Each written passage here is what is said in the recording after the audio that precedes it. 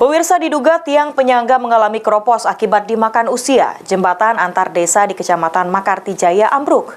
Beruntung tidak ada korban akibat kejadian tersebut, namun warga harus menggunakan jalan yang lebih jauh untuk menyeberang. Diduga tiang penyangga mengalami keropos akibat dimakan usia. Jembatan antar desa di Kecamatan Makartijaya ambruk.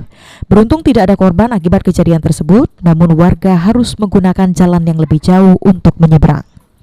Lokasi jembatan itu sendiri berada di Kelurahan Makartijaya, lingkungan 1 dekat Rumah Sakit Pertama Makartijaya. Peristiwa itu sendiri langsung dilaporkan Camat Makartijaya Syarif ke Bupati Banyuasin, dan kemudian menurunkan tim dari PUTR Banyuasin untuk melakukan perbaikan darurat pada jembatan yang dibangun pada tahun 1999 tersebut.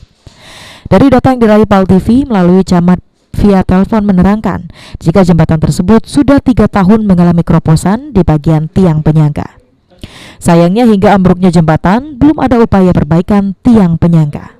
Sulaiman, PAL TV.